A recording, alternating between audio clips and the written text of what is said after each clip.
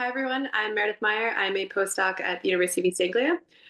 So I have a pretty easy introduction since Josh just explained a lot of this, as well as Emma provided some nice background on kind of the why do we care and the implications of meltwater in the Bellingshausen Sea.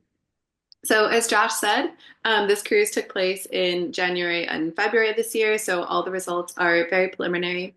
But of course, meltwater has interesting implications for biogeochemistry, particularly in portions of the Southern Ocean, like the Bellingshausen, where we have these traditionally large phytoplankton bloom events.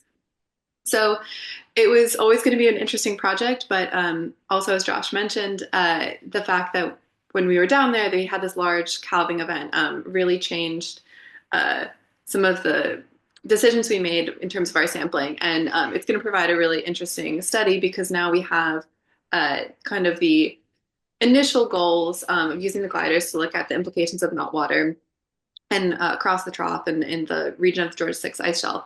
But now we have the implications of a calving event. So here we have just a few first glances at some glider cross sections. Now, what's shown here is from the sea glider. So both the sea glider and the slocum glider were equipped with your traditional sensors, CTDs, oxygen, and wet labs and PAR. So from this, we'll be able to get some really high resolution sampling. So our first looks at our chlorophyll and particulate organic carbon data shows really high concentrations, as well as just anecdotally being down there, we could see a really biomass heavy system. And this was linked to a really strong benthic community. So the Schmidt Ocean Institute vessel is known for its ROV capabilities. So we had a whole benthic biology team on the ship, which were looking at the benthic community.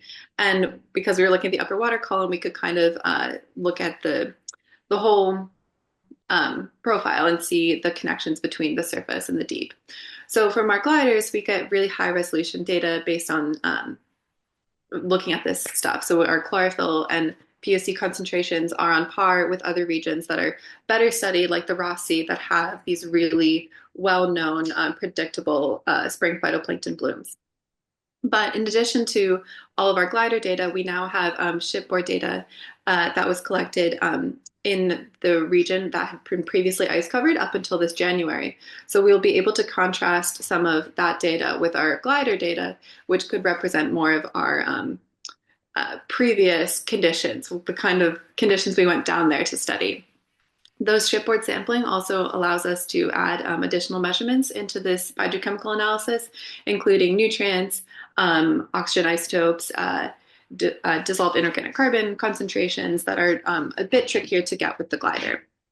So between these two things, we get a really comprehensive overview of what the system looks like. And so some initial vertically generalized productivity models, so Behrenfeld BGPM, data suggests that we have primary production rates from 0.7 to 7 grams of carbon per meter squared per day.